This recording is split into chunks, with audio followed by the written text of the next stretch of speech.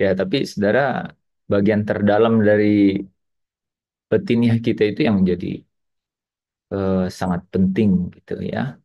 Sangat penting karena katanya tetapi eh, Allah itu melihat sampai jauh ke dalam, sampai jauh ke kedalaman hati. Wow, sampai jauh ke kedalaman hati. Ya, jadi dia tahu persis. Makanya perkara-perkara kita ini perkara yang sifatnya itu eksklusif sebenarnya, sangat pribadi, sangat pribadi, sangat pribadi. Jadi kita harus uh, melihatnya secara pribadi juga, gitu, gitu, secara sangat pribadi. Ini urusan pribadi, gitu, urusan pribadi. Dan biasanya kalau urusan pribadi kan kita urusin bener-bener ya, benar nggak sih? Gitu. Coba, saudara lebih urusin urusan pribadi atau urusan orang lain? Pasti lebih fokus kalau urusannya pribadi kita fokus kan ya. Suruh orang kamu harus sikat gigi loh, terus giginya nggak disikat, dibersihin kan nggak mungkin kan gitu. Gitu. Jadi em, masalah masalah masalah yang lebih penting itu adalah masalah yang ada di dalam, ada yang ada di dalam. Dan Alkitab selalu pakai kata hati, ya. Di mana hatimu, di mana hartamu berada, di mana? Di mana hartamu berada, di situ hatimu berada. Gitu. Siapa yang jadi harta saudara? Ya,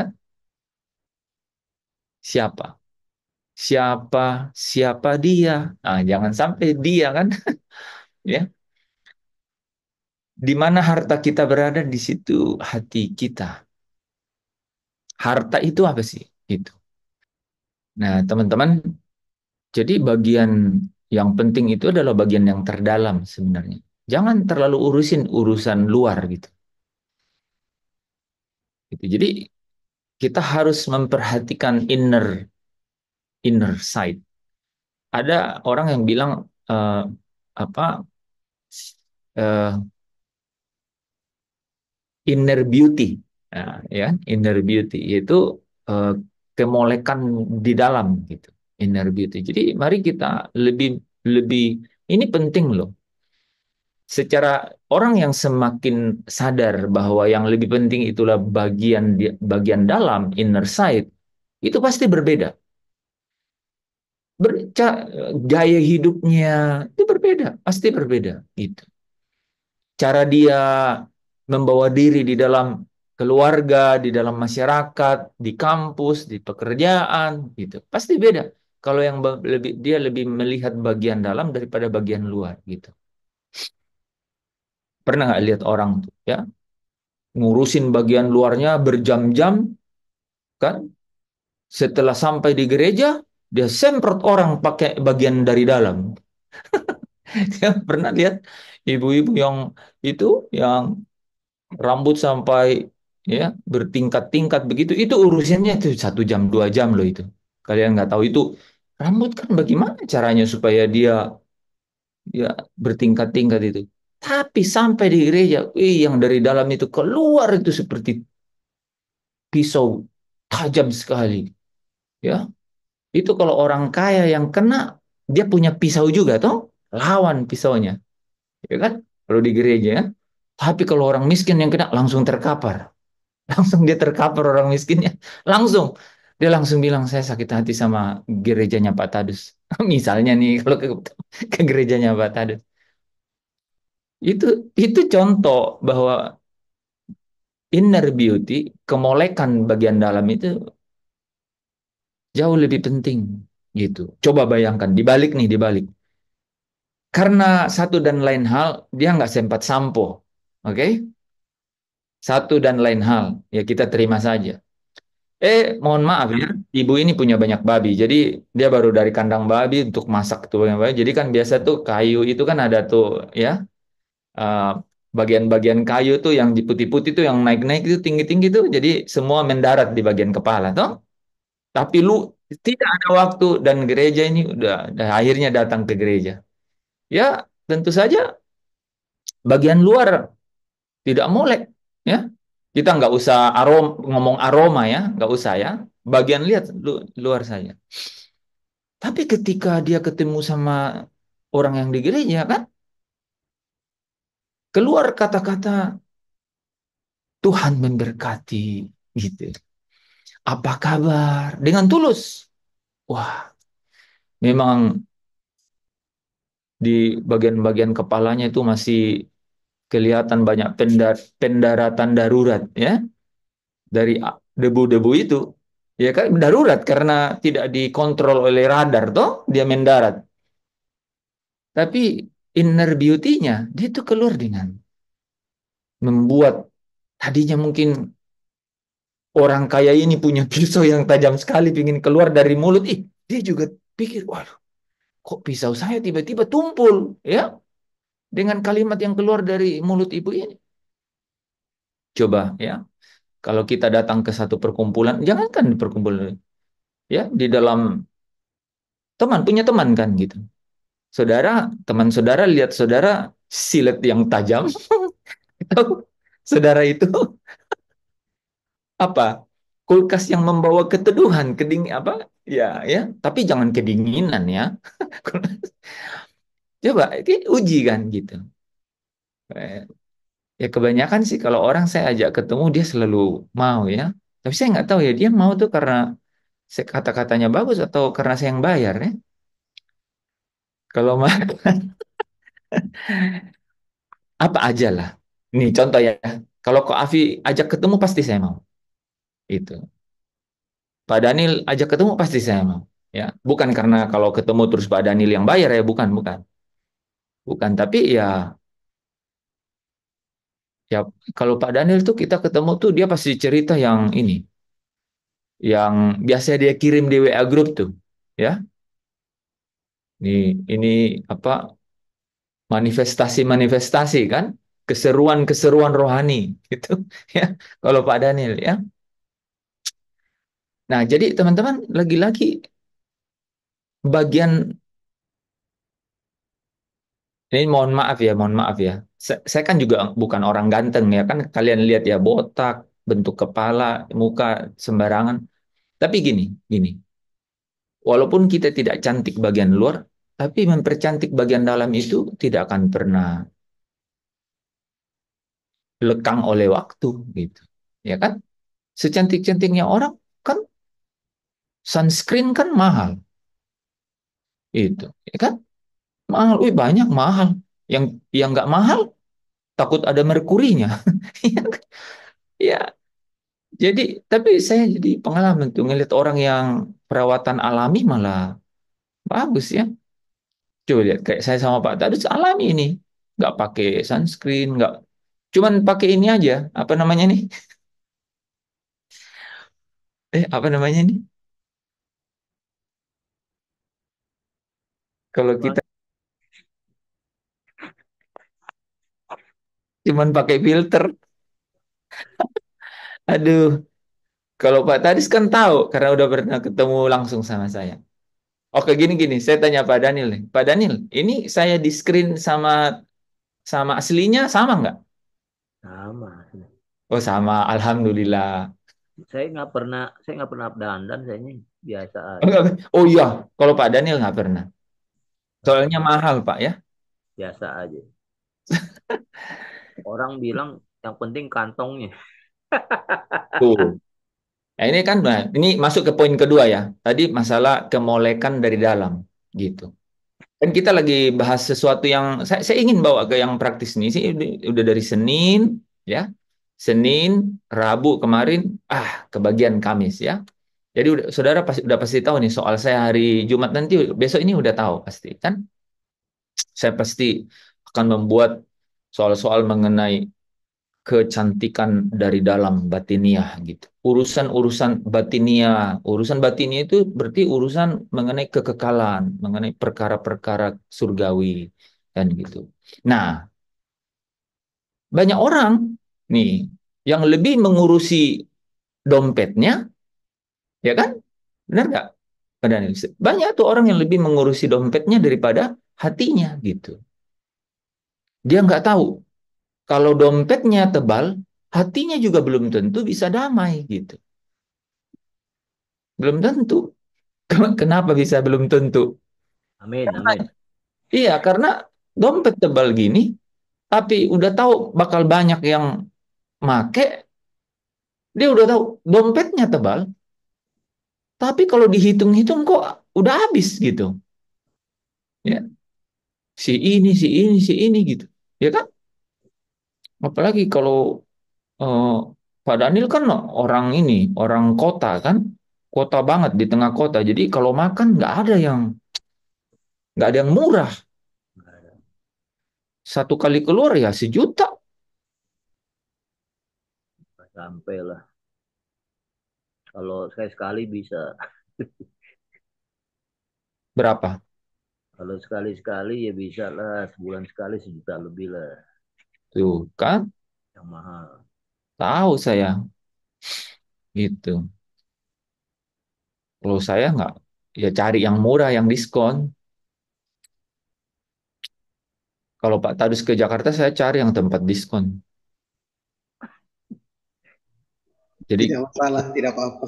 jadi, ya kan kita berapa kali makan tuh Pak. Jadi bisa banyak makannya gitu, ya Tergantung kan? lokasi, lokasi kayaknya. Lokasinya, Iya ya. lokasinya. Nah, jadi eh, bagian saudara ini kita kita kita ini brain wars namanya, brain wars. Jadi di pikiran kita ini itu sudah gini loh. eh, sudah serupa dengan dunia. Saudara tahu nggak Roma 12 ayat 2 itu? Roma 12 ayat 2. Janganlah kamu serupa dengan dunia. Dalam bahasa Inggrisnya itu do not conform to the world.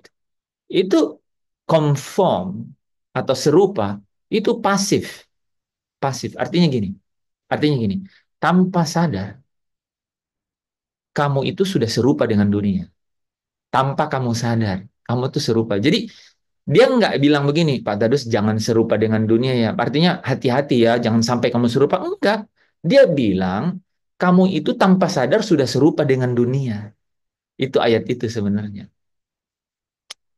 Yang membuat saya tergelitik adalah, kita itu tanpa sadar gitu.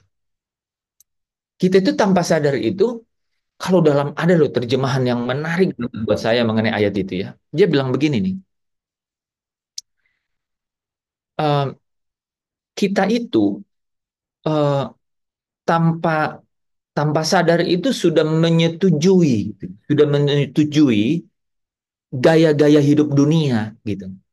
Tanpa sadar kita itu sudah menyetujui gitu gaya-gaya hidup dunia. Ya contohnya yang Pak Daniel tadi bilang, dompet harus tebal.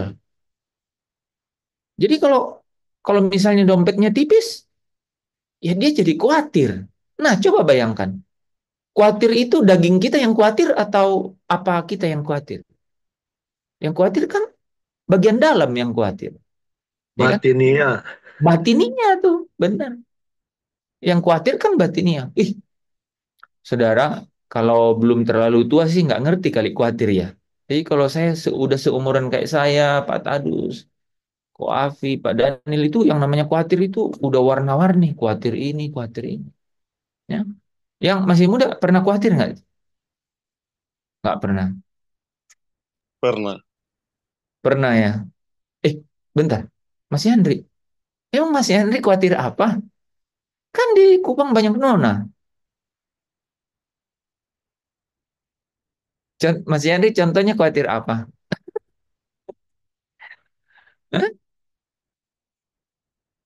Ya, betul saudara. Ya, itu bayi yang mau keluar dari rahim ibunya aja khawatir. Ya kan? Saudara tahu kenapa kita bisa lihat khawatir?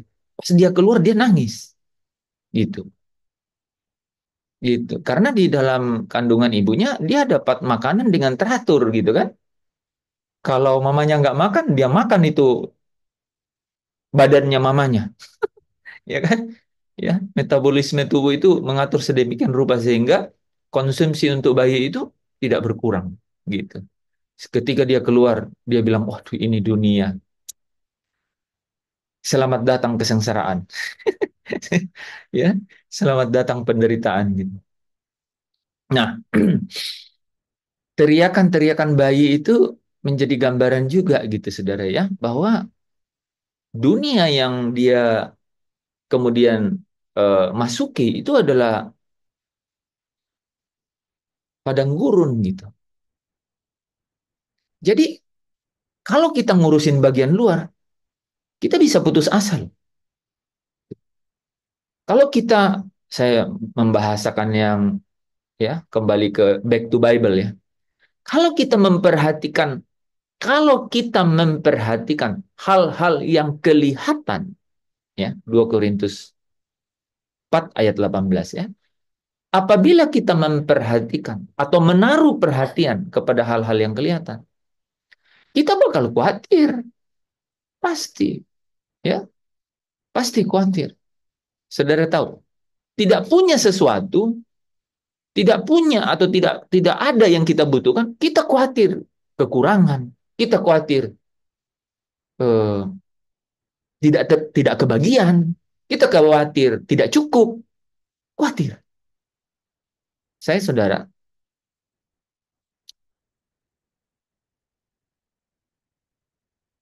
saya punya safety box ya.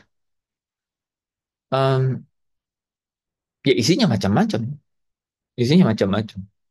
Surat, ada yang surat bisa dipakai untuk beli sesuatu, ya kan? Namanya apa ya? Uang ya, uang. Ya, saudara, khawatir loh. Khawatir apa sobat saya? Khawatir hilang. Khawatir hilang. Coba bayangkan. Parah sekali kan? Tidak punya, takut tidak terpenuhi kebutuhannya. Terus punya. Dan tahu nggak saudara, khawatir itu terus menuntun kepada kegelisahan gitu. Nih ya, khawatir yang terus-menerus. Namanya teriterasi gitu. Ya, khawatir yang terus-menerus. Karena apa? Karena dipikirin. Aduh, gimana ya besok ya? Gimana ya besok? Langsung jawab dengan Matius Matius berapa? Matius 6 ayat 34. Ya, kesusahan hari ini kesusahan sehari cukuplah sehari. Besok punya kesusahannya sendiri. Kan gitu. Betul nggak? Betul, betul. Coba, semua yang di luar kita ini, bahasa Alkitabnya, hal yang kelihatan, itu memang akan menuju kebinasaan. Nah, Yohanes 6 ayat 27. Ya, Yohanes pasal 6 ayat 27. Yohanes menuliskan ayat ini itu satu cerita di mana Yesus kemudian memberikan arahan mengenai bagaimana kita harus memilih dalam hidup ini. Harusnya bagaimana? Coba ada yang baca nggak? Yohanes pasal 6 ayat yang ke-27. Yohanes 6 ayat yang ke-27. Bekerjalah Ya, bukan untuk sebentar Pak. Jadi di awalnya itu sudah satu kalimat aktif kan gitu. Bekerjalah atau berbuatlah atau eh, lakukanlah sesuatu. Jadi kalau kamu melakukan sesuatu atau kamu bekerja atau kalau kamu berbuat, nah ini syaratnya. bukan untuk makanan yang akan dapat binasa, Oke, berhenti, Pak. Dia langsung ini loh, dia langsung counter secara negatif dulu. Langsung. Bukan untuk. Jadi jadi dia mau bilang begini, semuanya boleh ya, semuanya boleh. Tapi yang ini tidak boleh gitu. Jadi dia langsung pagari, bukan untuk makanan yang akan dapat binasa. Nah, makanan yang akan binasa ini apa? Hal-hal yang kelihatan, ya kan? Menurut 2 Korintus pasal 4 ayat 18 tadi. Jangan perhatikan hal-hal yang kelihatan karena yang kelihatan itu tidak kekal. Dia akan binasa gitu. Jadi bekerjalah, berbuatlah. Kalau saya mau ganti nih ya, Pak Tadus ya. Tadi siang. Ini menarik loh, saudara. Beribadahlah. Hah? Coba teman-teman nangkap. Beribadahlah bukan untuk makanan yang dapat binasa. Coba. Soalnya tadi lagunya Yanti. Berkali-kali, kali-kali. Aku membayangkan, ini Yanti lagi apa ya? Hanya nyanyi atau jangan-jangan ada hubungannya sama keadaan hari ini gitu ya. Jadi beribadahlah karena gini kan. Benar nggak ini teman-teman yang udah senior? Kadang kita beribadah itu, mohon maaf ya, tidak cari pemberi berkat, tapi cari berkatnya kan. Keseringannya begitu. Gitu. Jadi, jadi kalau saudara mau ganti ini kata-kata ini, belajarlah bukan untuk makanan yang akan binasa gitu. Bukan untuk sesuatu yang dapat binasa, bukan untuk sesuatu yang kelihatan gitu. Tapi harusnya untuk sesuatu yang tidak kelihatan. Jadi ayatnya bilang, bekerjalah bukan untuk makanan yang akan binasa, tetapi apa katanya? Melainkan. Untuk makanan yang bertahan sampai Melainkan untuk makanan yang bertahan sampai kepada hidup yang kekal, yang akan diberikan anak manusia kepadamu, sebab dialah yang disahkan oleh Bapa Allah dengan materainya. Melainkan makanan yang bertahan sampai hidup yang kekal. Ya, jadi arahan kita benar. Oke, coba bayangkan ya. Jadi yang kita harus eh, kerjakan itu atau perbuat itu atau ibadah kita, ya kemarin tadi malam saya bilang apa saudara? Kegiatan itu, kegiatan itu, pekerjaan itu, apapun kegiatan itu sama sekali tidak tidak memberi indikasi keintiman gitu. Hati-hati itu. Kita banyak Zoom ini. Zoom kita udah hampir 5 tahun gitu. Ya, itu kegiatan, tapi bukan refleksi dari keintiman gitu. Sementara sementara apa? Eh, Bapak Bapak Bapak menanti. Bapak itu menanti.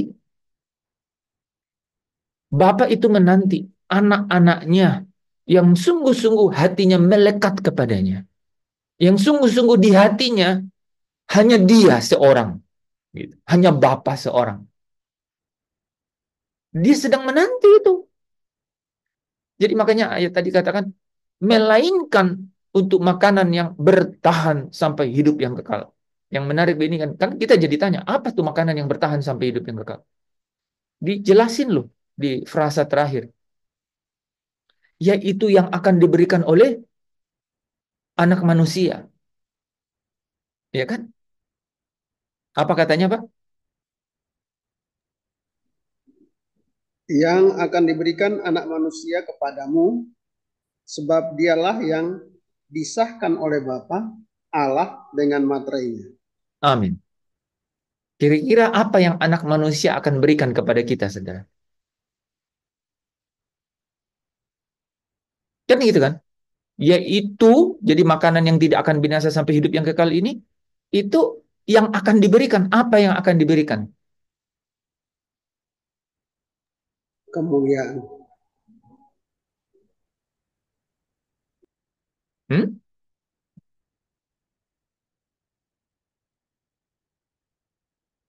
Yang lain? Firman, Pak. Ko Afi bilang yang akan diberikan anak manusia adalah firman nanti gitu. Ini nih, ini loh saudara ya. Yohanes 6 ayat 27 itu menarik kan? Jadi bekerjalah, berbuatlah, punya kegiatan lah. Bukan untuk makanan yang akan binasa, melainkan makanan yang bertahan sampai hidup yang kekal. Yang akan diberikan oleh anak manusia. Yang akan diberikan. Kan kata Oh, ya kan berarti kata-katanya yang salah, Pak. Berarti bukannya bukannya jadi apa makanan yang tidak binasa itu ya kekal kan? istilahnya kekal gitu ya Pak ya. Artinya kekal, betul. Betul ya. Berarti saya salah. Berarti yang akan datang bukan firman itu Pak.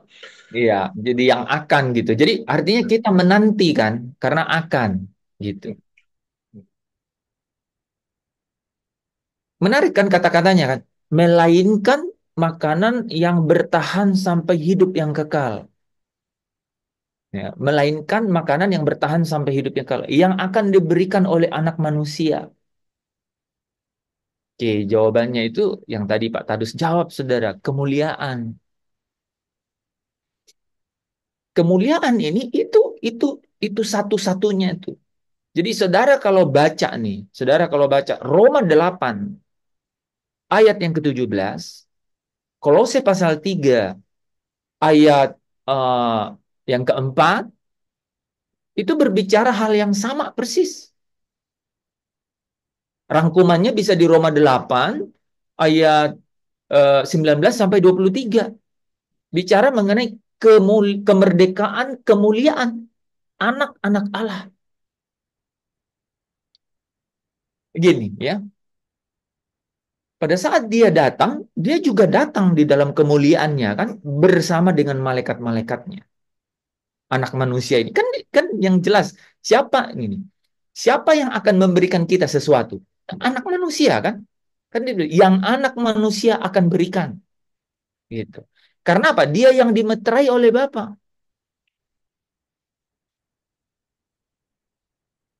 Gitu ya. Kemuliaan. Nah, kemuliaan ini saudara bicara mengenai apa? Bicara mengenai hal yang di luar atau hal yang di dalam? Hmm? Dalam Pak. Dalam. Di dalam ya. Pak Koafi tadi bilang batiniah. Itu adalah hal batiniah.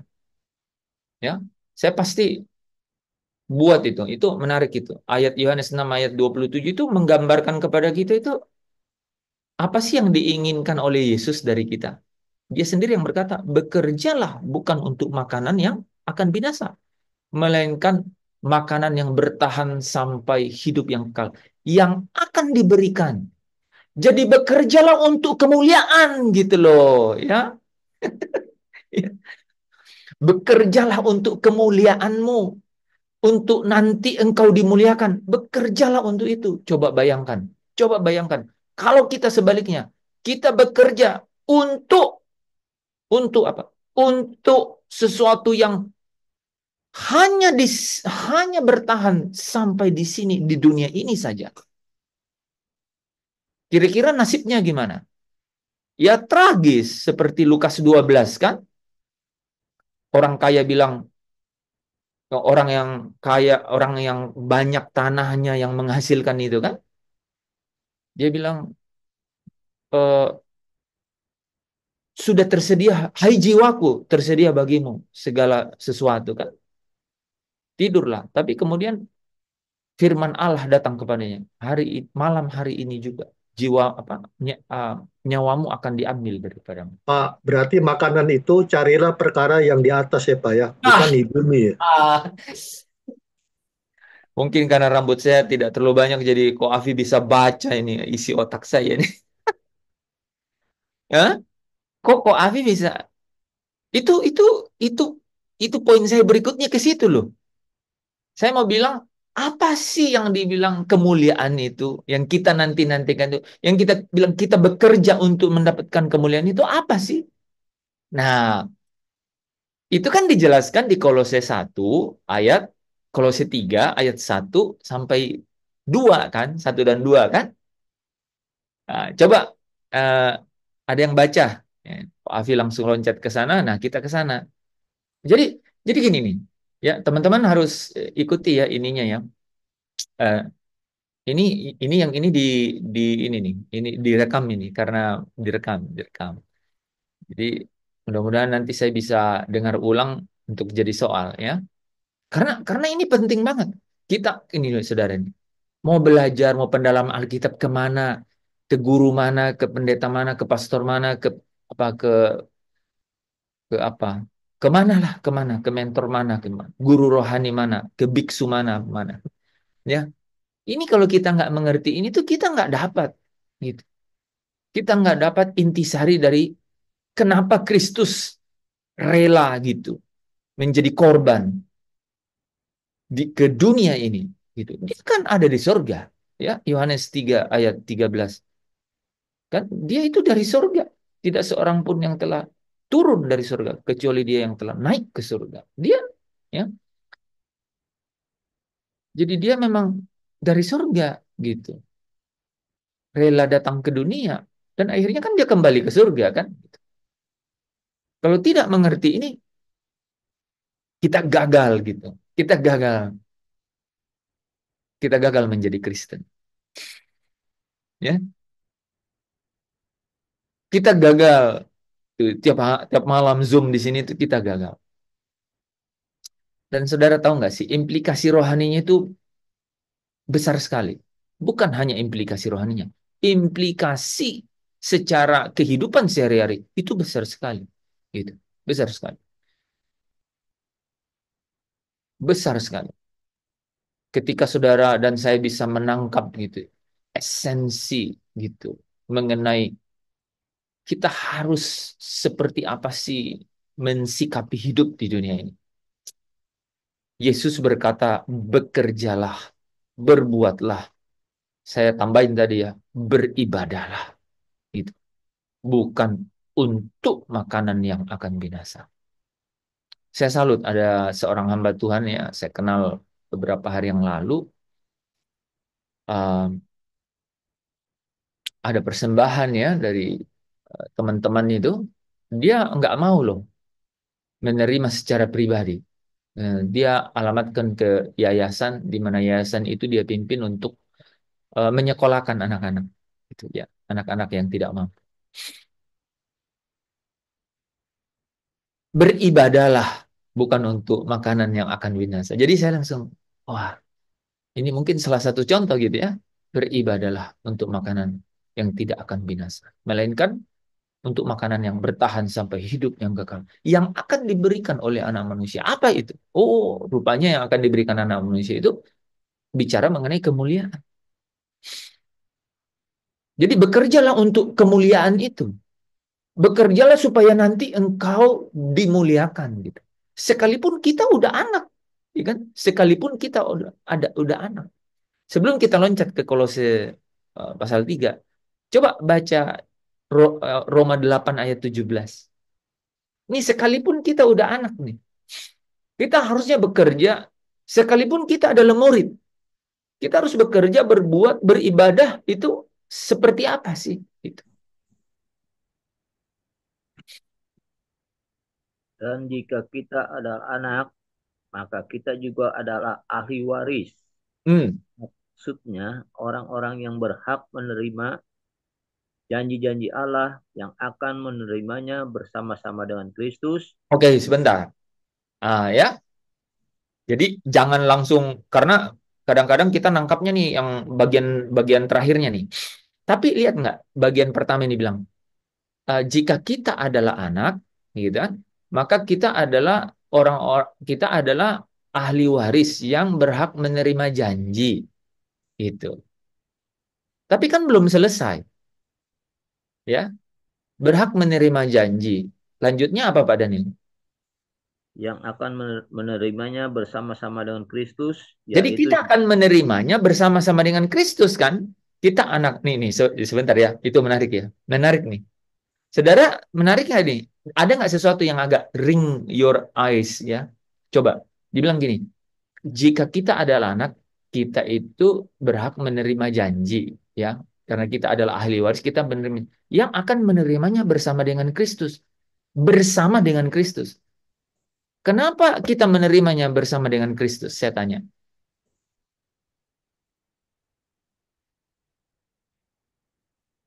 Jika kita adalah anak, maka kita adalah ahli waris, yaitu orang-orang yang berhak untuk menerima janji,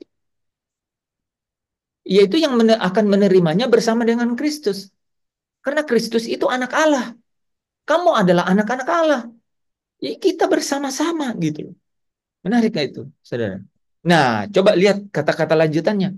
Tapi anak Allah ini, yaitu Yesus, dia udah menerima kan? Saudara, buktinya ada di mana? Filipi pasal 2. Ya, ayat Filipi pasal 2 kan? Ayat yang ke-9 sampai yang ke-11 ya. Kan dia menerima. Karena itu Allah sangat meninggikan dia kan? Oke, dan memberikan kepadanya nama di atas segala nama, ya. Ya. Jadi dia udah dimuliakan dan duduk di sebelah kanan Allah, ya, yaitu Bapa di surga. Nah, sekarang jika kita adalah anak, benar berarti kita adalah ahli waris untuk janji itu. Janji yang akan menerimanya bersama dengan Kristus. Yaitu jika menderita bersama-sama dengan Dia. maka Yaitu jika kita menderita bersama-sama dengan Dia, supaya kita juga dipermuliakan bersama-sama dengan Dia. iya, jadi kalau kita menderita bersama Dia, maka kita akan dimuliakan bersama Dia. Nah, ya. Jadi teman-teman lihat nggak bahwa kita menantikan kemuliaan itu bicara mengenai ada satu pekerjaan yang sedang berlangsung di dunia ini yang kita kerjakan sehingga kita bisa menerima kemuliaan itu. Dan di Roma 8 ayat 17 itu berkata apa? Bersama-sama dengan Kristus. Saya tanya nih, kalau Yesus itu anak Allah, terus kita adalah anak-anak Allah, kita dengan Yesus itu hubungannya apa? Saya ulang. Saudara. Saudara. Nah, ya kan? Ini saudara bingung nih. Saudara, kalau ini anak saudara, kan? Ya, betul nggak? Kalau begitu, eh, apa bedanya Yesus dengan kita? Kalau dia anak Allah, kita anak-anak Allah, dan kita saudara. Kira-kira bedanya apa? Yesus itu yang sulung. Gitu. Ya kan? Dia yang sulung. Benar nggak kan saudara? Nah, dia yang sulung. Ya kan? Ya, Roma 8 ayat 29. Coba baca ayatnya. Roma 8 ayat yang ke-29, sebab semua orang yang dipilihnya dari semula, mereka juga ditentukannya dari semula untuk menjadi serupa dengan gambaran anaknya, supaya ia, anaknya itu, menjadi yang sulung di antara banyak saudara. Nah, supaya lengkap ya ayatnya ya. Coba baca ayat yang ke-30. Kita ketemu kata mulia di situ. Dan mereka yang ditentukannya dari semula, mereka itu juga dipanggilnya, dan mereka yang dipanggilnya, mereka itu juga dibenarkannya, dan mereka yang dibenarkannya, mereka itu juga dimuliakannya. Akhirnya apa? Paling akhir tuh apa? Dimuliakan. Dimuliakan. Ya kan? Dimuliakan. Nah, saya tanya nih saudara. Kita dimuliakan bersama dengan Kristus itu syaratnya apa?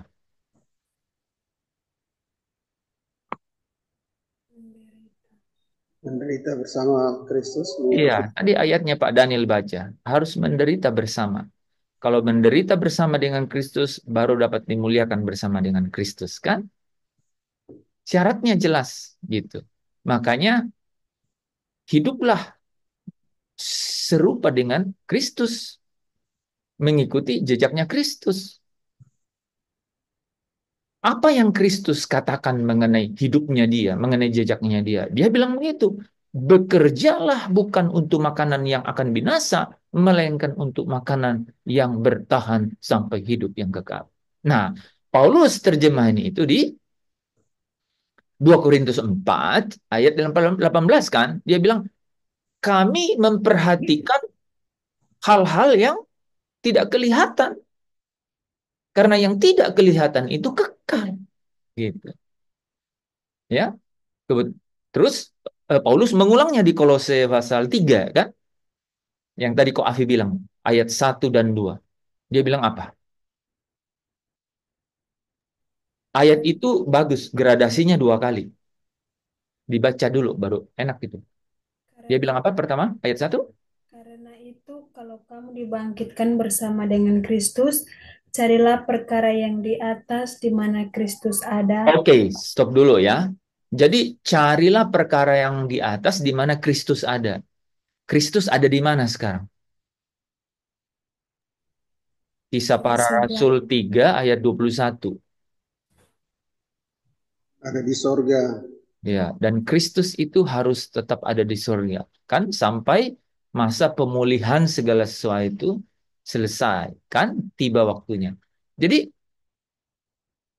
carilah perkara yang di atas, di mana Kristus ada. Jadi kan orang nanya, apa sih yang dimaksud perkara yang di atas gitu? Ya kan? Jadi kan kok Ahwi udah kasih tahu tuh bocoran tuh. Cari. Jadi yang dikatakan oleh Yesus melainkan makanan yang bertahan sampai hidup yang kekal itu artinya apa? Perkara yang di atas. Di atas mana? Langit. Di mana Kristus ada. Gitu. Makanya kan di mana hartamu berada, di situ hatimu berada. Gitu. Terus lanjutannya apa dong kalau begitu? Kalau di mana hartamu berada, di situ hatimu berada, jadi kita harus gimana? Mengumpulkan harta di sorga. Iya, supaya hatimu di surga. Ah, gimana ya? Ya benar nggak? Ya, di mana hartamu berada, hatimu ada di situ. Coba kita uji itu. Harta itu kan apapun yang kita hargai itu, apapun yang paling kita hargai, yang paling kita andalkan gitu. Ya banyak orang punya definisi, tapi hartanya itu hartanya. Banyak orang loh yang hartanya anaknya, banyak orang yang hartanya itu orang tuanya gitu. Ya tergantung dia. Terus kenapa dia anggap itu harta? Karena ke situ dia menaruh banyak harapan gitu. Dia mengandalkan itu jauh lebih daripada yang lain gitu. Gitu. Dia kadang-kadang juga banyak harta, tapi ada harta yang paling ya makanya ada lagunya ya. Harta yang paling berharga ada ya. Gimana Yanti? Harta yang paling berharga adalah keluarga. Parah itu ya.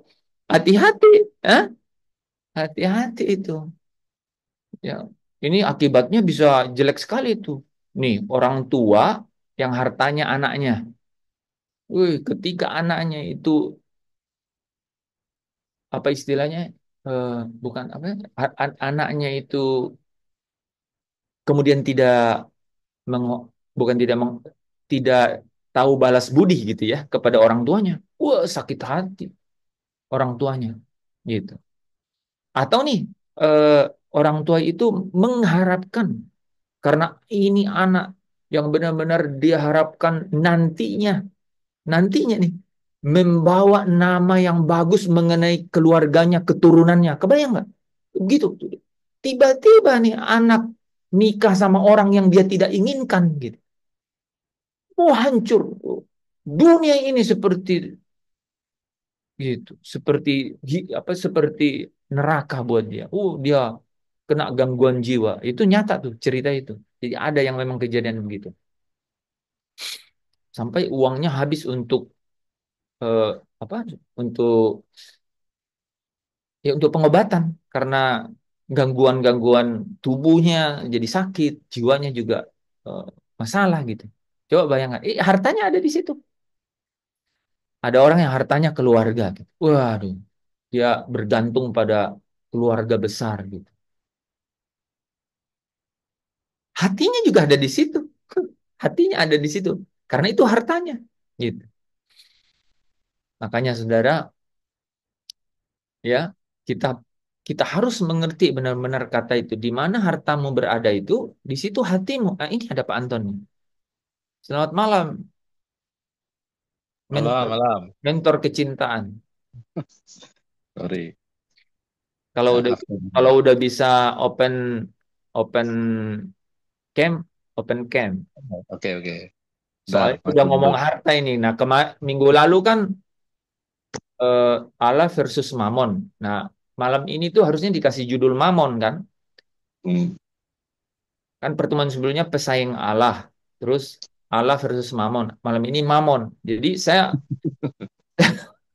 Saya langsung saya langsung masuk ke intisari mengenai apa yang batinnya ini jauh lebih penting daripada yang outsider gitu. Ya. Jadi tadi kita dari Yohanes 6 ayat 27 ya teman-teman.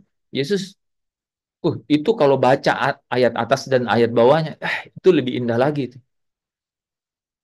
Jadi itu kayak kayak ayat yang menggiring orang tuh dari satu satu keadaan menggiring orang. Jadi bekerjalah. Kan gini nih. Kamu mengikut aku, saya tahu kan, karena kamu kenyang kan? Kan gitu. Bahasa ininya ya. Gitu. Aku tahu kamu kan ikut aku karena kamu kenyang. Gitu. Itu ayat sebelumnya kan. Baru Yesus bilang, bekerjalah gitu. Nih kita-kita yang kelihatan rohani mukanya nih, ya. Ya Andri langsung senyum-senyum. Kalau saya begitu-begitu kayak tertuduh. Gue ngomong begitu langsung lihat muka gue kayak langsung balik sendiri gitu.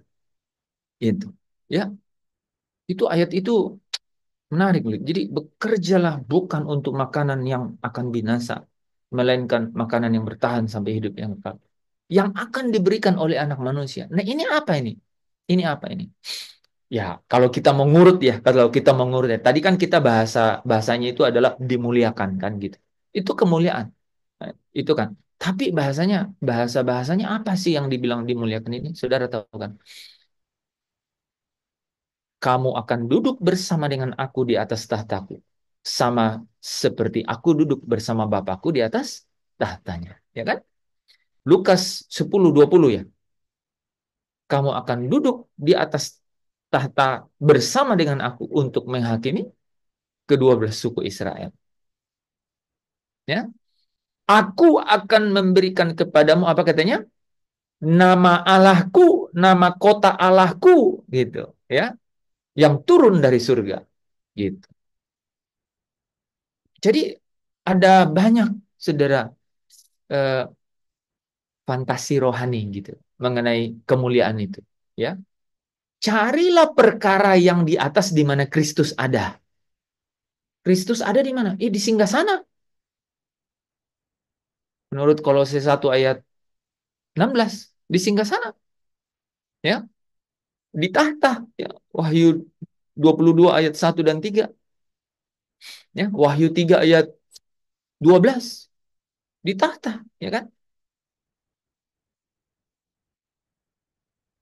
Nah, jadi carilah perkara yang di atas, di mana Kristus ada. Nah, coba siap-siap Yanti, ya. Carilah, carilah perkara yang di atas, di mana Kristus ada.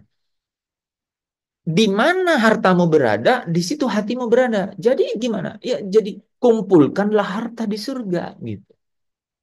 Bagaimana cara mengumpulkan harta di surga? Carilah perkara yang di atas. Pikirkanlah perkara-perkara surgawi. Itu maksudnya apa? Hal-hal mengenai kekekalan. Kalau bicara mengenai hal-hal kekekalan berarti apa? Yang tidak kelihatan. Ya kan? Kalau bicara yang tidak kelihatan itu, ya kita harus lihat satu-satu. Ya. Nah, lanjut coba ayatnya tadi. Carilah perkara yang di atas di mana Kristus ada. Nah, ketika kita bilang carilah, kita ngapain Pak kalau kita carilah perkara yang di atas di mana Kristus? Ngapain? Ayat 2-nya. Sorry, bagian selanjutnya bilang apa? Duduk Kristus ada duduk di sebelah kanan Allah. Pikirkanlah perkara yang di atas. Jangan langsung turun nadanya. Ya. Jadi yang dibilang carilah perkara yang di atas itu caranya gimana? Pikirkan. Pikirkan. Orang yang kita gimana cari perkara di atas? Gimana sih bekerja bukan untuk makanan yang akan binasa itu atau bekerja untuk makanan yang bertahan sampai hidup yang kekal itu? Caranya carilah perkara yang di atas. Pikirkanlah apa? Perkara yang di atas. Jadi pikirkanlah perkara yang di atas. Pikirkanlah perkara-perkara surgawi. Dan itu maksudnya apa? Bukan yang di bumi. Gitu. Langsung dibuat ekstrim kan? Bukan yang di bumi.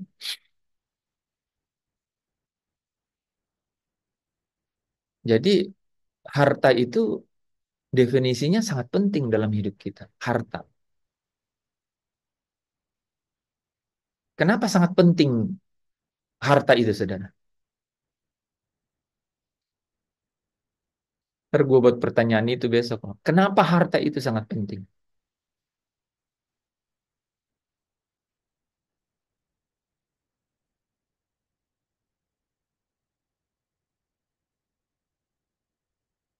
Atau gini, sorry.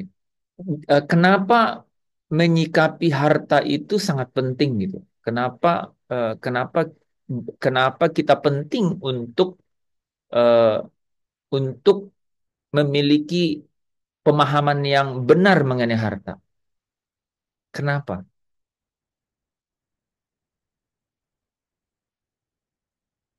Kenapa penting untuk memiliki pemahaman eh, yang benar gitu, pemahaman yang benar mengenai harta? Ini kalau saya ganti mengenai mamon bisa loh. Kenapa kita harus memiliki pemahaman yang benar gitu mengenai harta?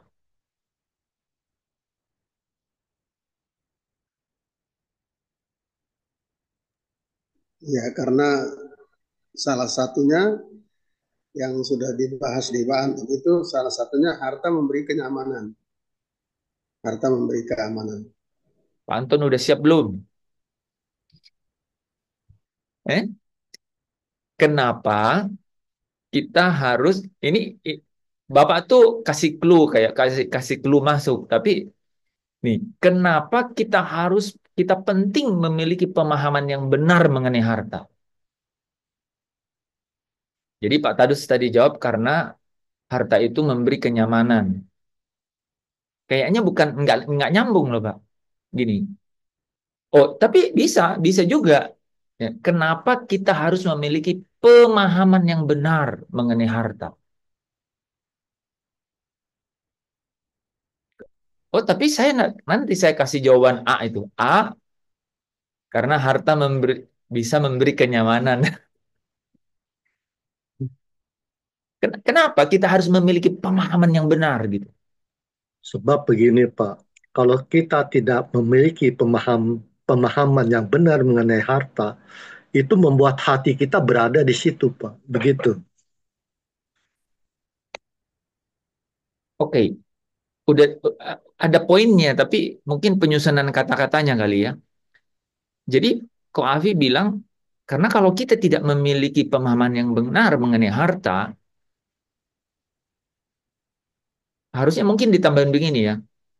Itu sangat kritis, itu sangat kritikal atau sangat penting. Karena apa? Karena di mana karena apa? Karena bagaimana kita memandang harta ini itu akan menentukan hati kita ada di mana gitu.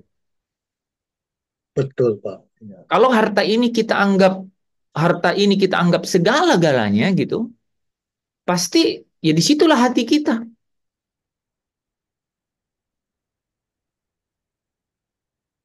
Saya ulang ya, kata-katanya kurang pas tuh. Ya, kenapa kita penting memiliki pemahaman mengenai harta? Karena Yesus berkata, harusnya jawabannya yang paling tepat ini loh, saudara.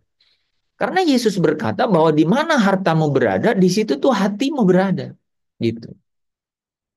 Dan kau harus menjaga hatimu dengan segala kewaspadaan, kan gitu kan? Gitu.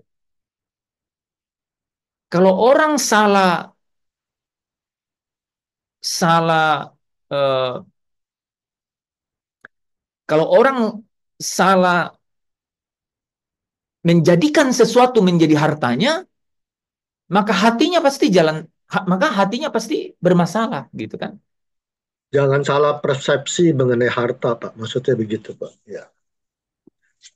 Itu lain lagi tuh. Itu lain lagi. Saya benar-benar ingin mau mau mau ini loh. Itu pasti kan. Jangan salah persepsi mengenai harta. Oke, jangan salah persepsi mengenai harta. Tapi ada yang lain nih. Gini loh. Kenapa penting banget memiliki pemahaman yang benar mengenai harta? Kalau saya langsung jawab begini. Karena di mana harta kita berada itu hati kita di situ. gitu. Jadi kalau sampai kita nggak benar memahami, eh, jadi maksudnya kalau sampai kita tidak tahu itu kita sedang terombang-ambing secara tidak sadar gitu. Karena pasti benar, firman itu kan, di mana hartamu berada, di situ hatimu, gitu. Nah, dengan mengetahui itu, maka ke yang Ko Afi bilang tadi, maka kita harus berhati-hati mana yang kita jadikan harta, gitu. Jangan sampai kayak lagu tadi, harta yang paling berharga adalah keluarga. Wah, hati-hati. Kalau Di keluarga, mana kita harus prioritaskan yang utama, begitu Pak. eh, itu tidak salah memprioritaskan utama, tapi lebih lagi dengan ini kok, Abi. Ini lebih ekstrim loh kok. Mau bilang, apa yang kau anggap harta dalam hidupmu, gitu. Apa yang kau anggap harta dalam hidup, gitu. Nah, contoh yang saya cerita tadi itu, saya bilang waktu itu ya, waktu itu. Ya, sekarang juga masih ada sisa-sisanya. Waktu itu saya bilang, walaupun di situ banyak surat-surat di safety box ya, ini ada surat hak milik, ada surat berharga, ada surat yang bisa pakai bayar, ya. Katanya tadi namanya uang kan, gitu. Surat. Tapi karena itu jadi andalannya, kan itu hartanya. Nah, saudara tahu nggak kenapa, apa yang terjadi ketika saya pikir bahwa itu harta saya? Apa yang terjadi? Nggak usah ragu-ragu. Saya rela menerima tuduhan. Khawatir, Nah, khawatir, cemas. apa yang terjadi ketika saya bilang ini harta saya ini andalan saya ini, apa yang terjadi? Pertama kali apa yang Ya, terjadi? hatinya ada di situ. Hatinya ada di Hatinya situ, ada di situ. hatinya ada di situ. Nah, ketika hatinya ada di situ, iya, hati yang tidak sama Tuhan pasti gelisah, khawatir, pasti. Ini kalau diganti hartanya itu Mammon, nah gimana Pak Anton? Ya, tadi apa menarik ya. Eh, hati di mana hartamu berada, di situ hatimu berada. Nah, mungkin eh, kalau orang bicara hati ya, hatimu berada agak mungkin sedikit abstrak ya. Maksudnya, enggak, hati saya baik-baik aja, saya tetap eh, memuji menyembah Tuhan gitu ya. Tapi yang praktis ya, disebut hatimu, di situ hatimu juga berada, itu sebenarnya secara praktis yang saya alami, itu pikiran kita itu terus-menerus mikirin itu enggak. Pikiran kita tuh didominasi oleh hal itu. Nah, itu artinya Betul, hatimu di situ. betul, Maksudnya kalau ngomong hati kan kadang-kadang ini Pak Hens, kekhawatiran, apa perasaan gitu ya. Kalau kalau istilahnya gini, kalau saya perasaannya lagi bahagia, senang, merasa bahwa hati saya nggak di harta gitu. Belum tentu. Tapi kalau kamu pikirannya mikir itu ya gimana nih nambah nih? Ini di tabungan baru cuma 5 digit nih. Gimana supaya 6 digit? Gimana supaya 7? Itu hmm, kan pikirannya situ. Tapi hatinya gembira begitu. Ada transferan masuk, wah berbunga-bunga. Kalau hmm. berbunga-bunga, artinya hati kita nggak di situ. Nggak juga kan? Ya. Hmm. Jadi praktisnya, Ya, tetap betul hatinya nggak? sebenarnya di transferan yang masuk kan sehingga Iya, berbunga. iya. Jadi kalau pikiran kita selalu mikirin itu, ya terus gitu ya, eh itu pasti tindakannya akan ke situ, ya. Walaupun ditutupin, walaupun apa ya, walaupun kita dikamuflase dengan kegiatan rohani. Nah itu kegiatan rohani, gitu ya. Pelayanan. Kalau saya melayani lebih banyak, lebih sungguh, berarti hati saya nggak di situ kan? Merasanya gitu loh. Hati saya tetap melayani Tuhan enggak, tapi kalau istilahnya kalau orang Jawa itu kalau melihat uang itu hijau jadi matanya jadi hijau. Nah, istilahnya itu hijau itu mata hijau itu maksudnya kita fokus mikirin gimana supaya uang kita nggak keluar tapi nambah terus gitu ya. Menguasai sebenarnya mikirin uang dalam konteks pemasukan pengeluaran ya, tapi dikuasai sehingga kalau dikuasai ya apa yang terjadi tadi yang disebut harta hatimu di situ itu efek sampingnya adalah kita akan susah keluar kan, susah mengeluarkan. Karena fokusnya di situ kita mungkin sulit berbagi ya, ngeluarin yang dari kita keluar nggak maunya nyedot ke dalam gitu. Nah itu sebenarnya apa ya pergumulan yang nyata yang terjadi di zaman sekarang. Jadi kalau disebut penderitaan, memikul salib, ya mungkin nggak bisa disamakan dengan orang-orang Kristen zaman dulu ya, zaman para rasul itu ya, yang benar-benar apa berkorban dagingnya, tubuhnya gitu ya. Tapi kalau sekarang itu sebenarnya eh, kelihatan di situ. Itu apa ya? eh, ya akhir-akhir ini tuh saya benar, walaupun saya sebenarnya tahu, tapi agak kaget melihat bagaimana uang itu bisa fokus yang orang tuh mikirin itu tuh bisa bisa membuat perilaku yang tidak saya bayangkan sebelumnya. Ya, jadi sebelumnya orang itu baik-baik gitu ya, tapi begitu ininya ke-trigger ya, itu bisa melupakan value nilai gitu. Nah, jadi eh, apa? Tapi jangan dibalik bahwa berarti kita nggak usah mikirin ya, mikirin dalam konteks justru memikirkannya adalah supaya kita lebih bijak menggunakannya. Nah, salah satu yang materi sebelumnya kan sebenarnya materi saya sebelumnya itu sebenarnya mau mengajak kita menempatkan harta tadi ya, eh, dalam konteks sebelumnya kan uang itu di tempatnya, yaitu sebagai alat bukan tujuan. Karena ini penting sekali. Ini alat yang namanya alat, eh, ya kita pakai pada saatnya, pakai secukupnya, ya. Bukan tujuan. Nah, tujuan itu pasti yang menguasai seluruh pikiran kita. Nah, jadi eh, kalau tadi dibilang apa namanya harta ini kalau di Matius itu kan sebenarnya harta itu kan alite ya kebenaran ya sebenarnya ya lebih luas sebenarnya ya. Jadi harta itu sesuatu yang berharga yang menguasai kita, menguasai pikiran kita tuh harta atau kebenaran yang menguasai kita sebenarnya. Secara umum gini, kebenaran yang menguasai pikiran kita itulah harta kita.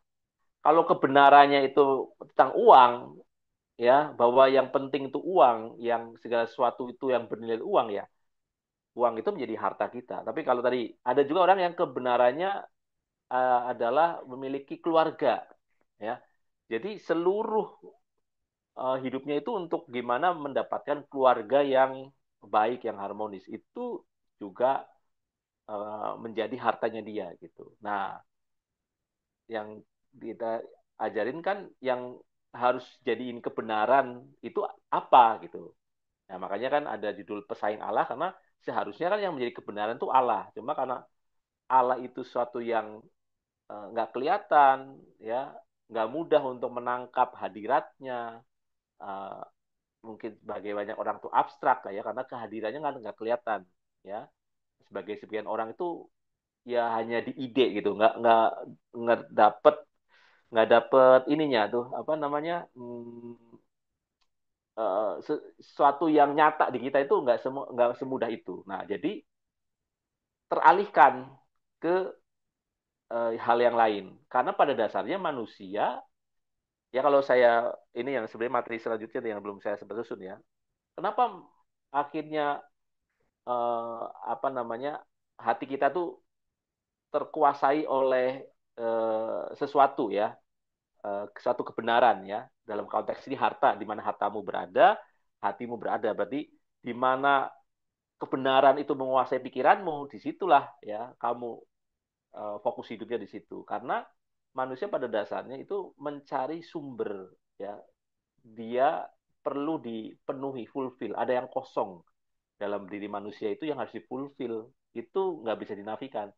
Kalau kita nggak sengaja mengisi itu dalam kebenaran Allah, pasti diisi oleh kebenaran yang lain. Nah, itu yang saya dapat. Jadi, secara natural, secara alami itu manusia itu memang mencari sesuatu untuk mengisi dirinya. Kebenaran yang mengisi dirinya.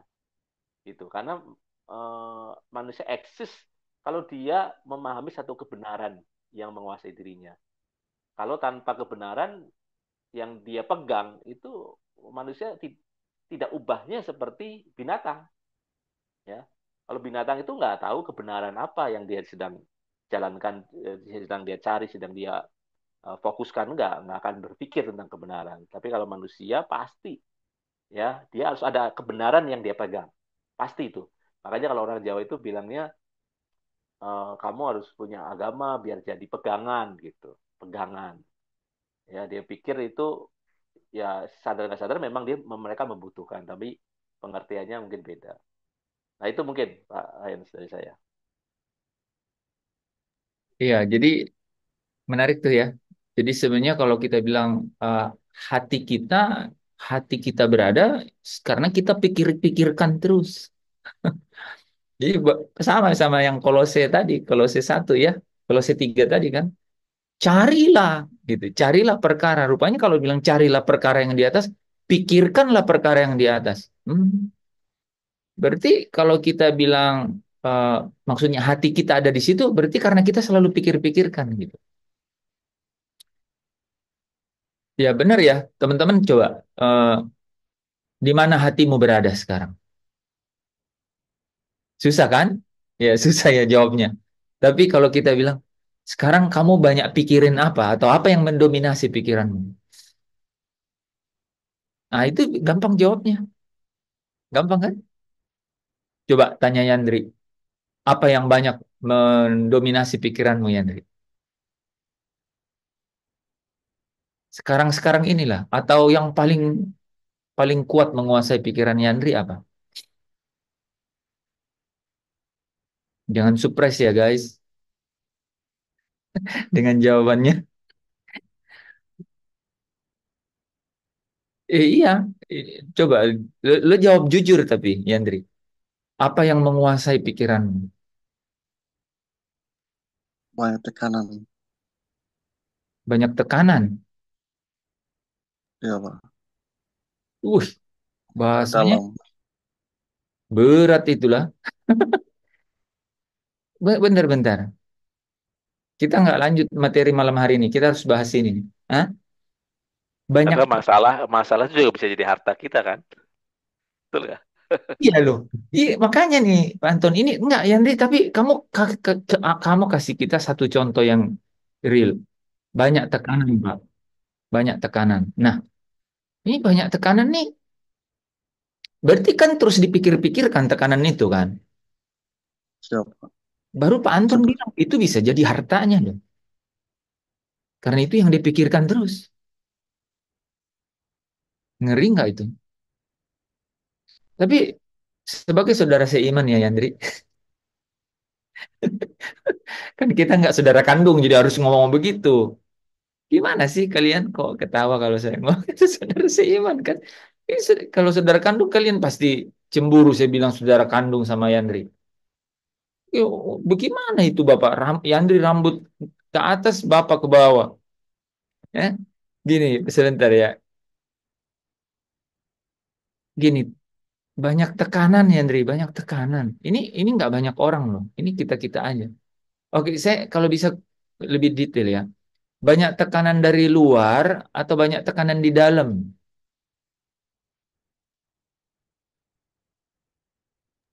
Luar dan dalam, Pak. Jesus. Komplit ya, paket lengkap. Oke, gini kan, pasti dari luar itu kan eh, ya mungkin orang-orang kan, terus dari dalam itu karena kesadaran diri kan, gitu kali ya, kesadaran diri. Wah, itu penting sekali itu ya, Yandri ya. Sementara khotbah saya selama ini tuh untuk membawa Yandri keluar dari itu saya pakai nama Yandri oh, di TikTok itu loh. Kamu tahu, harusnya saya spelling nama kamu loh di TikTok itu. Hah? Kamu nggak tahu, coba coba lihat yang TikTok terakhir. Nama kamu paling terakhir itu. Inilah anakku yang kukasih Yandri. Hah? Oke, Yandri, kamu bilang kamu di bawah tekanan. Pak Anton bilang itu bisa jadi hartamu loh. Nah, hatimu ada di situ. di tekanan itu jadilah merdeka. Saya nggak mau bilang kamu ini. Jadi kalau kamu mengetahui kebenaran, maka kebenaran akan memerdekakan kau. Itu, ya kan? Kalau kau mengetahui kebenaran, kebenaran itu akan memerdekakan kau. Artinya akan membawa kau keluar dari tekanan, gitu. Bukan berarti tekanannya hilang, ya. Bisa juga hilang, tapi yang paling pasti adalah kau akan tidak dibelenggu oleh tekanan itu. Atau kau memiliki kekuatan yang jauh lebih besar daripada tekanan itu. Oke, kita penting ya teman-teman, mungkin ceritanya ada yang mirip ya. Tapi saya pikir kena semua lah ini ya, di bawah tekanan, dan yang dibilang tekanan dari luar dan tekanan dari dalam. Jadi mana yang sisa komplit kan? Nih saudara, kalau tekanan ada di dalam, sebenarnya paling gampang. Jawaban untuk tekanan di dalam bagaimana caranya? Hmm? Ayo, yang sudah menang kuis beberapa kali,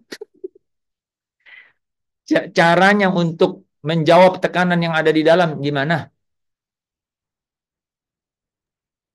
Serahkanlah kekhawatiranmu kepada Allah. Serahkanlah kekhawatiranmu kepada Allah. Sehingga kita menerima Kelegaan. Iya. Caranya adalah menemukan kelegaan. Nggak ada cara lain. Itulah jawaban Kristus kepada setiap orang. Yang berbeban berat dan letih lesu, datanglah kepadaku. Aku akan memberikan kelegaan. Ini bercerita mengenai apa, saudara? Bercerita mengenai apa? Ini bercerita mengenai tuduhan intimidasi apa yang sedang menekan dari dalam nih, Yandri. Contoh nih, kau orang berdosa, ya, kesalahanmu sudah besar sekali.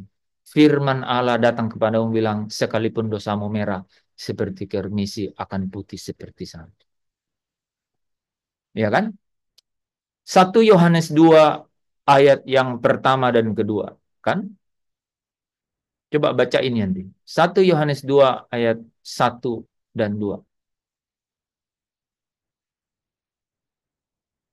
Ini session kita bisa berlangsung 1,5 jam.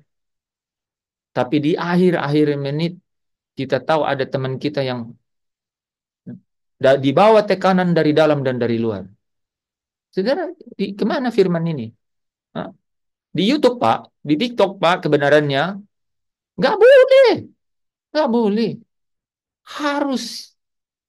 Dia harus menjadi terang yang membuat kegelapan itu tidak menguasainya. Kan harus begitu. Aduh. Silakan, Yanti, Ibu, Pastor. 1 Yohanes 2.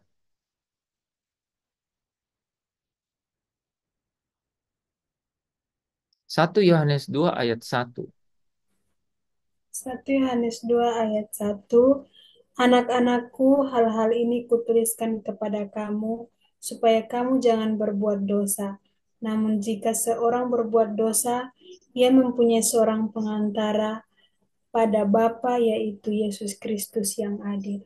Amin. Jadi ada perantara. Ayat 2-nya bilang, dan ia adalah pendamaian. Dia adalah pendamaian. Jadi kalau nih Yandri atau kita semua di sini ada di bawah tekanan ya di dalam, itu misalnya gini, kamu ada intimidasi, kamu dosa, kamu bersalah, dosamu merah akan putih seperti salju. Kalau ada di antara kamu yang berdosa, maka ada perantara. Dia adalah Kristus yang menjadi pendamai kau dan Allah. Satu kali untuk semuanya dan selama-lamanya. Apa yang kurang? Ya kan? Kalau kau percaya bahwa dia yang mati itu telah dibangkitkan Allah, maka kau dosamu diampuni, kau selamat. Gitu. Ya kan? Tekanan dari dalam. Apa tuduhan-tuduhan dari dalam biasanya? Keluarga kamu bukan keluarga kamu keluarga yang biasa-biasa gitu. Atau mungkin hancur gitu keluarganya. Banyak masalah keluarganya, ingat. Atau kehidupan masa lalumu yang, aduh, nggak bisa diterima. Ingat, di dalam Kristus kau memiliki identitas baru. Identitasnya baru. Semua yang lalu, semua masa lalumu tidak pernah sedikit pun mengukir masa depanmu. Saya ulang. Apapun yang terjadi di masa lalumu, di dalam Kristus tidak pernah bisa mengukir sehelai sedikit pun mengenai masa depan. Tapi yang menentukan masa depanmu atau hari depanmu penuh harapan itu adalah apa? Adalah siapa yang ada di hari esok itu. Yaitu siapa yang berdiri hari ini di sini, yang membawa keluar kau dari kehidupanmu yang lama, gitu, memberi kau identitas yang baru. Tidak ada satupun hal loh saudara, tidak ada satupun hal loh saudara yang bisa menghalangi saudara untuk bisa datang kepada Dia untuk mendapat kelegaan itu. Di sumur Tuhan ku teguk airmu. Yesus bilang, air yang kuberikan ini tidak akan buat kau haus lagi. Tidak akan buat kau haus lagi. Itu caranya gimana? Caranya gimana sih? Dengar Bapak nih ngomong kayak gini? Tidak. Caranya adalah ingat itu Firman bilang, dosamu merah jadi putih. Masa lalumu tidak pernah menentukan masa depanmu. Tapi rancangan Allah, rancangan yang ada pada Allah mengenai kau itu adalah hari depan yang penuh harapan. Bukan rancangan kecelakaan. Itu firman itu bicara. Dan itu yang akan membawa kelegaan. Itulah sumur, ya, itulah air yang keteguk, ya, yang membawa engkau ke dalam kelegaan gitu. Apa? Kalau belum ada yang saya bilang, nanti chat nanti malam. Saya baca. Apa tekanan dari dalam tuh yang bisa membuat, apa yang membuat bisa engkau ada di dalam tekanan tuh, dari dalam apa? Semua yang dari dalam itu sifatnya tidak kelihatan memang kan? Gitu. Apa? Nah, ini loh saudara. Ada juga orang yang berbeban, terbebani gitu. Terbebani dengan apa? Terbebani dengan hari depan gitu. Dan nanti bagaimana ya? Nanti bagaimana? Nah, kenapa dia berpikir nanti bagaimana? Karena apa? Karena dia dia pikir, dia mampu pikirin dirinya sendiri. Itu masalah besar. Gitu. Padahal Matius 6 ayat 34 bilang, kesusahan hari ini cukuplah hari ini. Besok punya susah sendiri. Itu kalau dibahasain di bahasa Kupang tuh paling enak tuh, bahasa Timur. Ya. Yang susah hari ini biar hari ini sah. Besok dapur susah sendiri. Itu kan mau buat sesimpel, sesederhana itu. Kenapa? Kenapa saya bilang begitu? Karena yang ada di hari esok adalah Tuhan yang buat hari depanmu penuh harapan. Kan gitu. Gitu loh, ya. Kelegaan itu karena daripada firman itu loh yang saudara dengar itu. Firman itu, ya. Nah, datang pada Yesus. Dia akan ganti segala. 3:15 Pak Hen ya. Bisa juga ya. Berseru ya. Ya. Ya, betul Pak Daniel, betul. Yeremia 33 ayat 3, Mazmur 50 15 itu. Itu ya. dia. Ya, jadi ya berseru itu ya, berseru kepada Tuhan gitu ya, berseru. Itu Ya, tapi saudara tahu nggak, berseru itu ya, berseru itu kan mencari pertolongan. Ya, pertolongan itu sudah ada di antara kita nih sebenarnya. Baca firman itu, kemarin kita baca ya, Yohanes 8 ayat 31. Yesus berkata kepada orang Yahudi yang percaya, jikalau firmanku itu tetap di dalam kamu, kamulah yang benar-benar adalah muridku. Gitu. Maksudnya apa? Kamulah yang benar-benar udah belajar. Kamulah yang udah benar-benar. Nah, Mas Yandri, nanti baca tuh Matius 5 ayat 28-29 kan. Jadi ayat 28-nya bilang yang berbeban berat datang kepadaku. Itu memang grace ya, kemurahan yang luar biasa dari Tuhan. Yang ketemu Yesus pasti menerima kemurahan itu. Ya, dia dapat tuh air yang tidak bisa membuat dia haus lagi. Itu supranatural itu. Itu supranatural.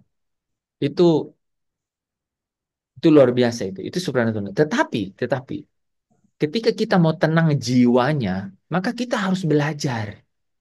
Harus belajar gitu.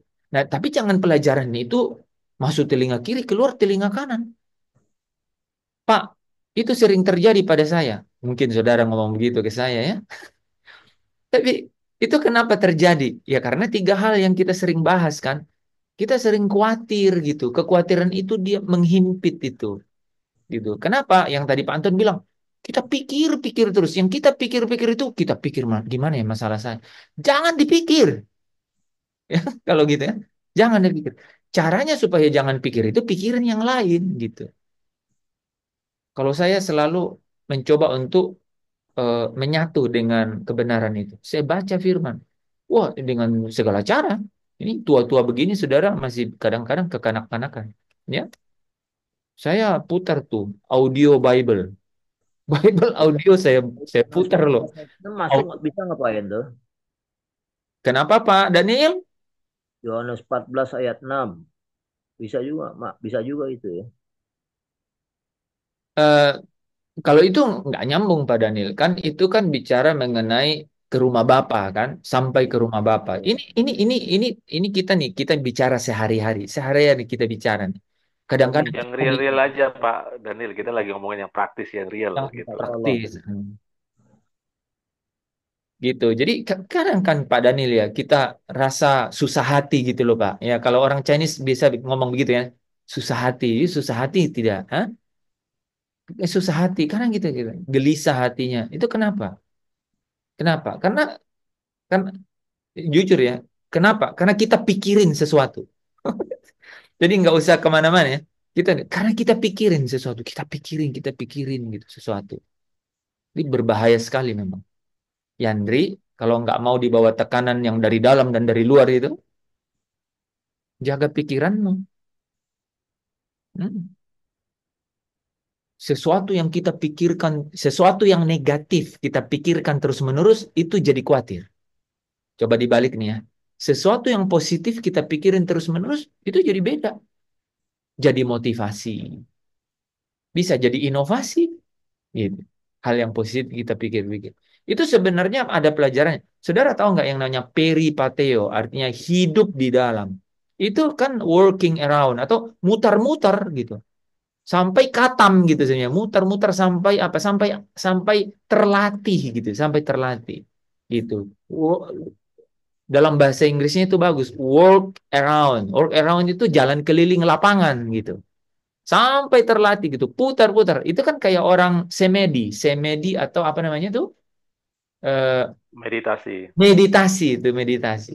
Meditasi sebenarnya ada ya terjemahan itu loh. Jadi kalau kita meditasi dengan hal-hal negatif, ya itu kita jadi khawatir.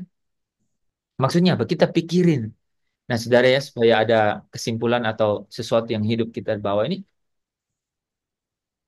waspada dengan apa yang saudara pikirkan terus-menerus gitu. Gitu. Caranya gimana?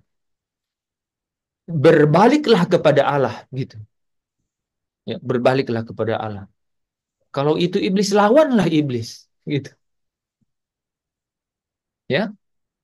Jadi firman Allah itu adalah perisai katanya supaya panah-panah api si jahat itu ya bisa bisa diruntuhkan. Kalau itu Pak Hens, kalau bahasa psikologisnya atau bahasa gaulnya itu overthinking. Overthinking. Overthinking. Bahasa kerenin. Ya. Overthinking. Jadi mikirnya ke situ terus gitu ya. Kita bukannya nggak berpikir harus gitu ya. Tapi kalau terus-terusan di situ, cirinya berlebih apa? Overthinking itu mempengaruhi perasaan kita, ya kan? Kalau terus-menerus kepikiran itu nanti terlalu dipikirkan Pak itu Pak. Iya. Iya. Itu juga betul. terlalu dipikirkan gitu. Keterlaluan, Nah, betul. tapi coba perhatiin yang Pak Anton bilang. Apa tandanya saudara terlalu memikirkan atau overthinking? Apa? Ya dibawa di perasaan. Itu betul. Jadi tahu nggak kalau dia dibawa di perasaan, itu terjemahannya ke lambung. Lambung jadi asam lambung naik, mu- mual. Itu benar kan? Ini nggak apa-apa ya. Ini sedikit ya. Karena Ya itu pengalaman itu real itu saya kan kena GERD ya dulu oh, sebelum nah, eh, sebelum saya ikut pengajaran inilah yang apa yang saya geluti selama 5 tahun sebelum itu tuh mudah sekali kena gitu ya nggak bisa puasa dan seterusnya. Saya pikir itu punya kelemahan punya penyakit situ tapi eh, solusinya hanya mengalihkan pikiran. Jadi solusi overthinking itu ya mikirin yang lain gitu.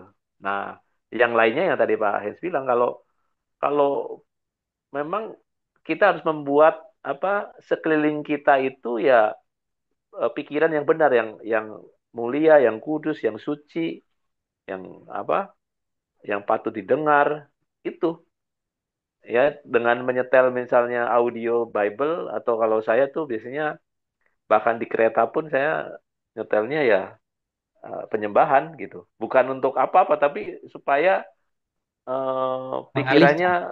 ya mengalihkan gitu, ya Betul. mengalihkan gitu. Pak Anton, Karena nah, eh, ya silakan silakan. ya karena apa?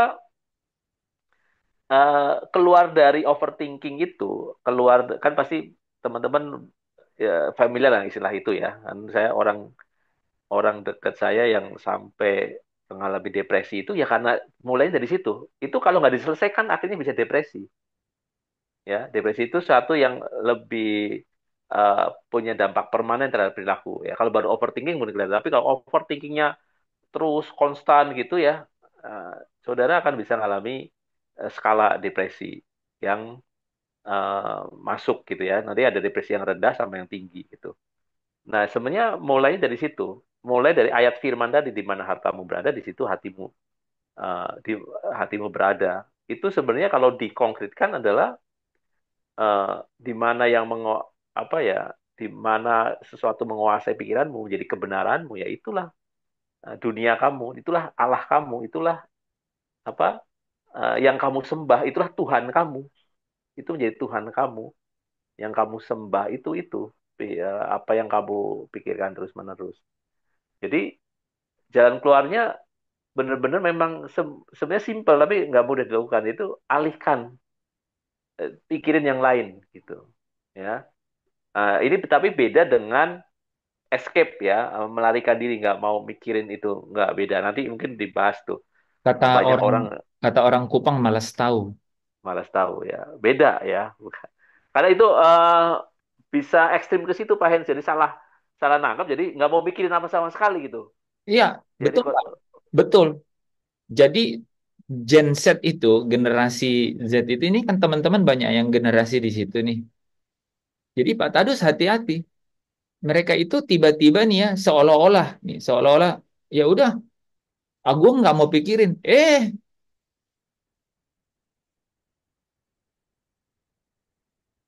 Si Lucifer nelpon.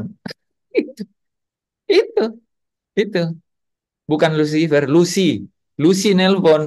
Lucy, Yandri. Lucy nelpon.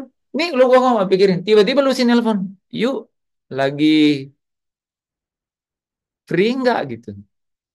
Langsung ini tanpa pengalihan. Jadi dia escape. Dia escape tapi dia keluar jalan.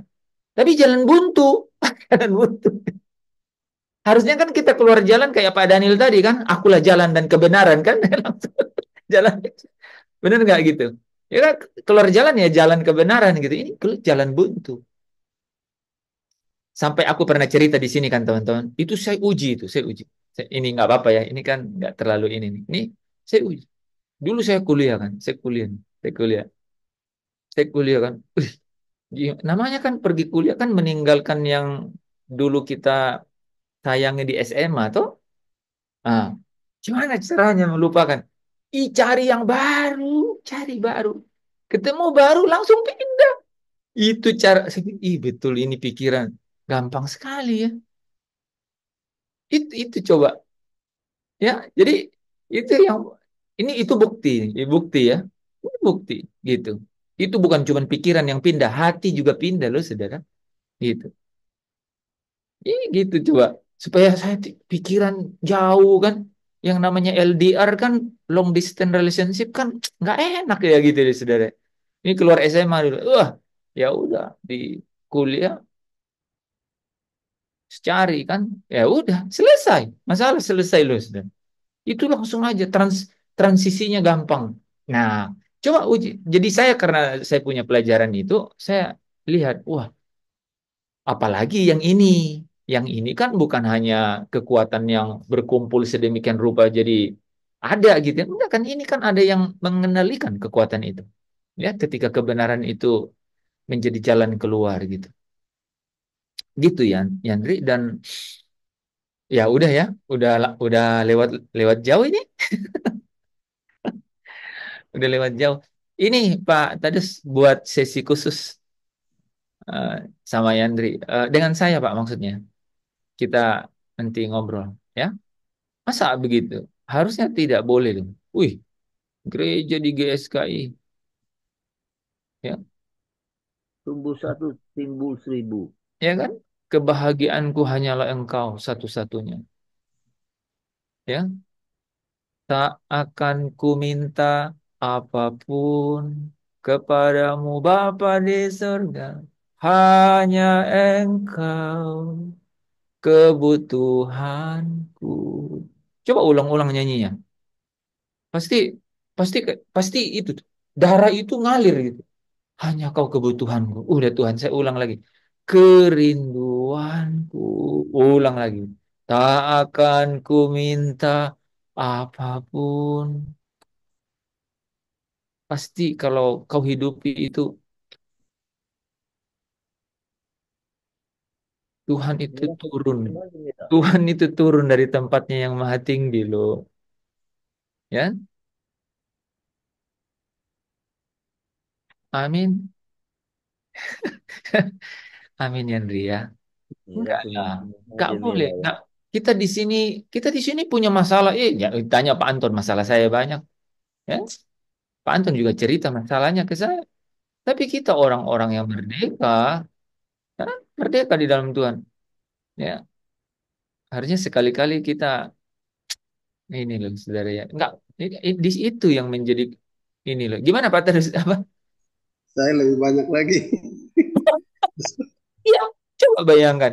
Nah, ya wajar kan kalau Pak Tadus bilang lebih banyak, karena kan saya jumlahnya cuma 5, Pak Tadus 7. Ya, Pak Anton pasti lebih sedikit kan, 2, 3 kan?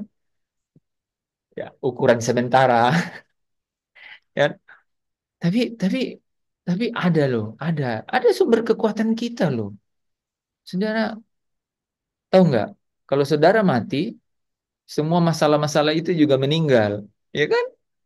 Ya, itu Meninggal. yang menarik ini loh, beneran itu. Eh, kalau teman-teman merenungin ya, saya akhir ini merenungkan itu ya. Kalau kita berkutat di masalah itu terus-terus ya, kita coba tanya nanti, kalaupun dipikirin akan jadi apa itu masalah itu, atau kebutuhan itu akan jadi apa. Pada akhirnya kan, kalau semuanya berakhir, pada akhirnya apa yang paling penting? Apakah itu masih eksis? Yang paling penting itu kan sebenarnya eh, kita mengenal atau dikenal sama Allah apa enggak kan sebenarnya pertanyaannya. Pada akhirnya setelah semua berakhir, bekal kita cuma itu, pengenalan kita akan Allah dan apakah kita dikenal oleh Allah gitu. Hmm.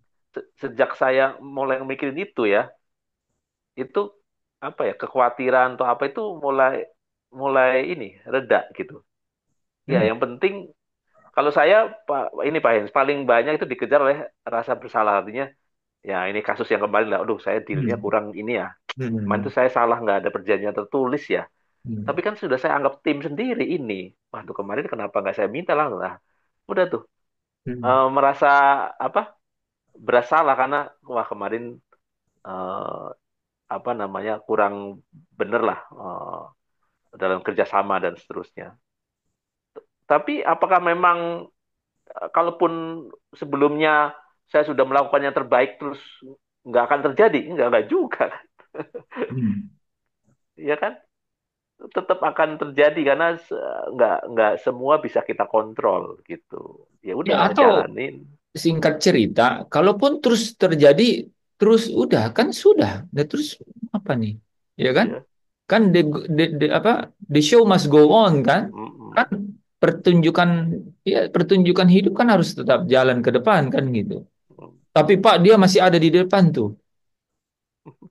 Yang Tri bilang begitu. Tapi Pak, saya memang betul, saya udah mau jalan ke depan, tapi dia juga masih ada di depan. Oke, mari kita berbicara. Ya, makanya begini ya. Pencobaan-pencobaan yang kamu alami itu tidak melebihi kekuatanmu. Kan Allah itu setia, katanya. Dia akan memberikan apa? Jalan keluar. Supaya apa? Supaya kamu dapat menghindarinya? Tidak. Supaya kamu dapat menanggungnya. Ya, makanya namanya tanggung jawab. Ya, tanggung jawab kan? Kalau kita pilih jalan itu, ya udah pasti di depan kita. Udah, tekun aja.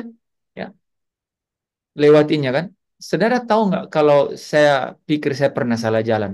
Pernah itu. Tapi akhirnya saya bilang jalan mana aja belum tentu juga benar kan gitu. Oke lah ya. Soalnya besok mau kuis Pak Anton. Jadi eh, semua rekaman dari hari Senin sampai Rabu tuh tidak ada kecuali hari ini. Jadi kemungkinan banyak soal dari hari malam ini gitu. Nanti saya coba posting ya. Tapi ini banyak cerita yang harus dipotong-potong nih. Soalnya banyak yang ya. Oke, eh, sampai di sini dulu ya. Eh, Minggu depan baru Pak Anton lanjut dengan yang cerita tadi ya. Kalau Libur kan? materinya. Oh, minggu Libur. depan libur Pak Anton. Minggu depan kita libur karena kita Lebaran masuk ya. ke Idul Fitri ya. Kembali. Kok Ya, jadi minggu depannya lagi ya, tanggal 7 baru kita mulai lagi. makan Teman-teman? tuh, makan tupat.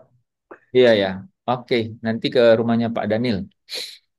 Bapa, kami mengucap syukur karena kemurahan dan belas kasih Tuhan yang tidak terbatas yang oleh Roh Kudus itu telah dicurahkan di dalam hati kami. Kami menikmati, kami terus merindukan menikmatinya. Bapa, tak terbatas, tak terjangkau oleh pikiran kami.